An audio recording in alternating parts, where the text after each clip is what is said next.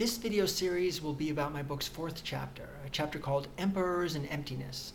The chapter starts out with a quote from the poet Lanzel del Vasto, who advised people to find the shortest, simplest way between the earth, the hands, and the mouth.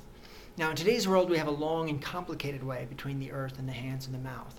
We eat grains and fruits and vegetables without ever touching the soil.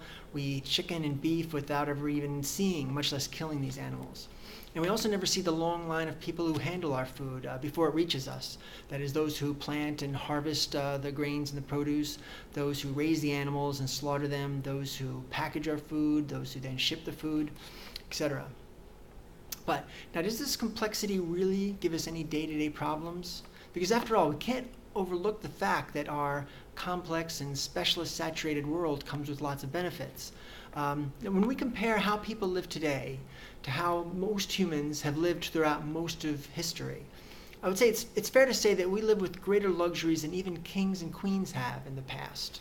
Because it's thanks to specialized skills that we have heat in the winter, air conditioning in the summer, hot and cold water whenever we want it, a wide variety of food from all over the world during every season, refrigerators and freezers for food storage, medicine to cure and prevent formerly life-threatening and crippling diseases. And we have technology that gives us access to instant communication around the world, as well as staggering amounts of stored knowledge and 24-hour-a-day entertainment. So, what's the problem?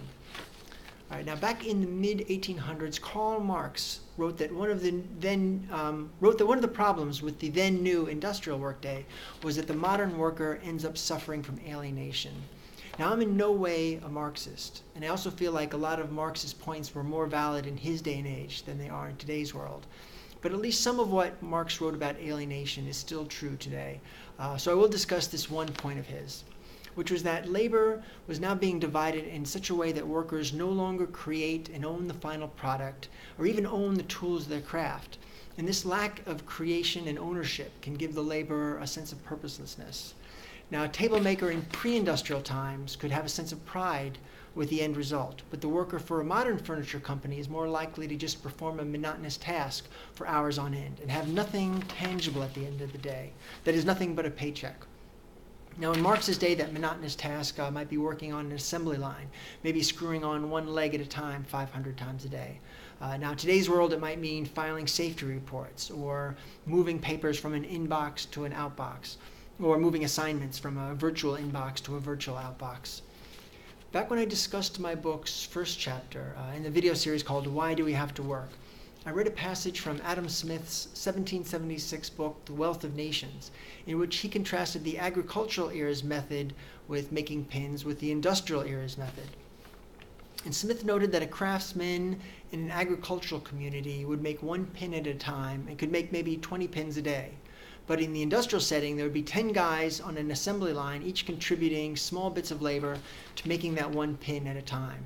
And Smith writes, one man draws out the wire, another straightens it, a third cuts it, a fourth points it, a fifth grinds it at the head for receiving, grinds it at the top for receiving the head, etc. And working together, these 10 guys could produce a staggering 48,000 pins a day.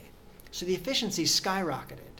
The new division of labor meant an individual worker's output went from 20 pins a day to 4,800. But it also meant a change from a system where workers knew how to make a complete product to a system where workers really didn't know how to do anything except perform one repetitive movement. So the product became much more marketable in the sense that labor costs were lower and you could sell pins for less money, but worker skills, at least in a certain sense, were destroyed along the way. In a book called The Unsettling of America, the author Wendell Berry describes specialization as a disease. He says that specialization leaves us divorced from personal wholeness in the sense that we no longer know how to provide ourselves with survival basics independently. And according to Berry, the result is a feeling of helplessness, since, as he writes, a specialist can do virtually nothing for himself and relies on other specialists for everything, from food and water to education to entertainment. Berry then goes on to say, in living in the world by his own will and skill, the stupidest tribesman is more competent than the most intelligent technician or intellectual in a society of specialists. Now, I have my own criticism, various criticism, but I'm going to hold off for now and read quotes about alienation from two more social critics. The next one I'm going to read is from Paul Goodman, who in 1956 wrote a book called Growing Up Absurd. And I learned about this book when I read that it was one of the books in the cabin of Ted Kaczynski, who's better known as the Unabomber. In case I have any viewers who are too young to remember the Unabomber, he's an extreme example of a negative or even deadly effect that alienation can have upon people. All right, to be continued in part 2.